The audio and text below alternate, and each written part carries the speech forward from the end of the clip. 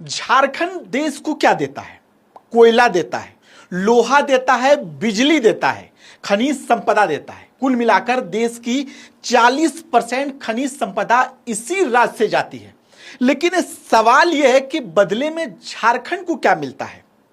दरअसल यही सवाल लेकर मुख्यमंत्री हेमंत सोरेन कल दिल्ली में नीति आयोग की बैठक में पहुंचे और प्रधानमंत्री नरेंद्र मोदी की अध्यक्षता में हुई हाई प्रोफाइल बैठक में जब देश के विकास के रोड मैप तैयार किए जा रहे थे, तब झारखंड के मुख्यमंत्री ने केंद्र सरकार के सामने एक एक करके अपने सवालों को रखा।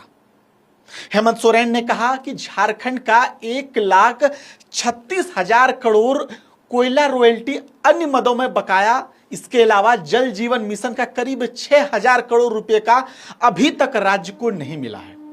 मुख्यमंत्री ने मांग की कि झारखंड का हक जल्द से जल्द राज्य को दिया जाए। नीति आयोग के मंच पर हेमंत सोरेन ने झारखंड के भविष्य का एक बड़ा विजन सामने रखा। उन्होंने कहा कि झारखंड को सिर्फ खनिज निकालने वाला राज्य नहीं, बल्कि मैन्युफैक्चरिंग हब और नॉलेज इकोनॉमी के रूप में विकसित किया जाना चाहिए। मुख्यमंत्री ने केंद्र से आग्रह किया कि राज्य में क्रिटिकल मिनरल्स आधारित उद्योगों को बढ़ावा दिया जाए। Textile, electronics, green energy, logistics और एग्रो फूड प्रोसेसिंग सेक्टर में बड़े निवेश लाए जाए ताकि झारखंड के युवाओं को राज्य में ही रोजगार मिल सके।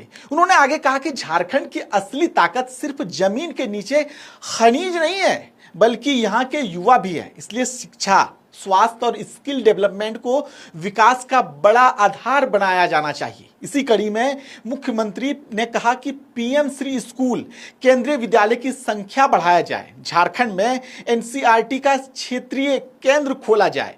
5,000 उत्कृष्ट विद्यालयों का निर्माण किया जाए। स्वास्थ्य क्षेत्र में उन्होंने पीपीपी मोड पर लंबित मेडिकल कॉलेज की मंजूरी देने की बात की। वहीं आगे कहा कि एमबीबीएस, पीजी सीट बढ़ाने को लेकर आधुनिक स्वास्थ्य सेवाओं में विस्तार की मांग की। कल हेमंत सोरेन लगातार केंद्र से बड़े बड़े मांग करते रहे। वहीं खेल के क्षेत्र में भी हेमंत सोरेन ने बड़ा प्रस्ताव रखा। उन्होंने कहा कि झारखंड ने देश को कई अंतर्राष्ट्रीय खिलाड़ी दिए हैं, इसलिए यहां स्पोर्ट्स यूनिवर्सिटी और सेंटर ऑफ एक्सीलेंस की स्थापना की जानी चाहिए। साथ ही राष्ट्रीय और अंतर्राष्ट्रीय खेल प्रतियोगिता की मेजबानी का अवसर झारखंड को मिलना चाहिए। मुख्यमंत्री ने डीएमएफटी फंड के नियमों में बदलाव, भूमि अधिग्रहण की प्रक्रिया को सरल बनाने और खनन प्रभावित क्षेत्रों के विकास के लिए विशेष सहायता भी देने की मांग की है।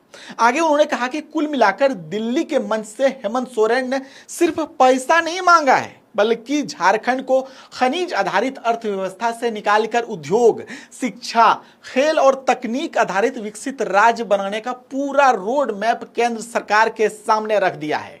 अब देखना दिलचस्प होगा कि झारखंड की इन मांगों को लेकर केंद्र सरकार कितना ध्यान देती है, क्योंकि अगर ये मांगें पूरी होती है तो ये सिर्फ झारखंड की नहीं, बल्कि पूर्वी भारत की तस्वीर बदलती नजर आएगी।